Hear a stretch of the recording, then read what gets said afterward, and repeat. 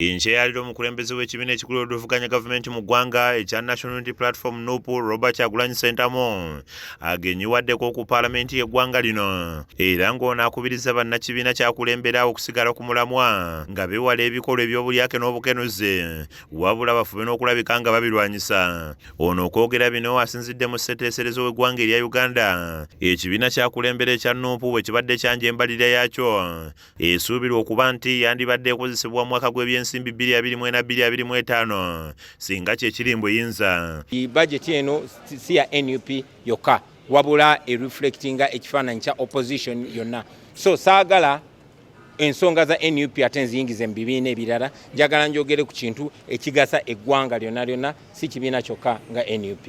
Embalirira eno ya triliyoni 43 era ng'eyanjuddwa minisita w'ebyensimbi ku luvuganya gavumenti Honorable Ibrahim Ssemujju-Nganda. When you have removed all the luxury, and our proposal is that once you've dealt with this luxury, next year you don't even have to go and borrow 9 trillion from commercial banks.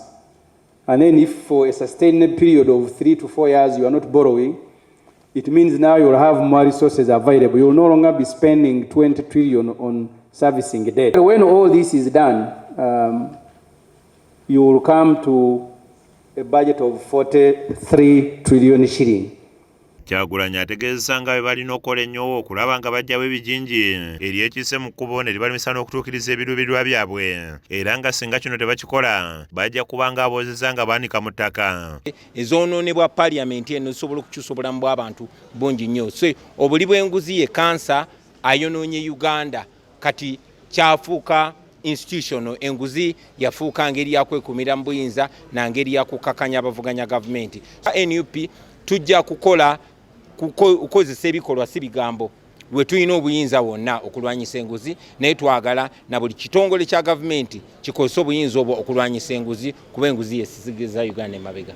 Ono anenyeza bonna ababongesa ebigambo nti ekibiina kye kirimu obutakkaanya n'agamba nti ensonga eno bagitapuse bubi kubanga ye abeera ku mazima meerere era n'akakasa nti si waakugavaako keetonyeka gwake. Tewali lutalo lwonna okuleka ng'oŋŋamba nti okola ekituufu luba lutalo.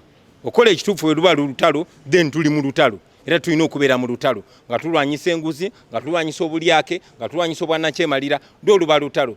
So si mu kibiina kyaffe, nze ndowooza mu kibiina kyaffe twandibadde nga ekyokulabirako buli muntu kabeere nga sipiika wa paaliyamenti yalidde enguzi, kabeere nga minisita n'akangavulwa nga bwe kirina okubeera. Matiya Sekanjako yakusakidde eggulire lino ku KSTV Agalero.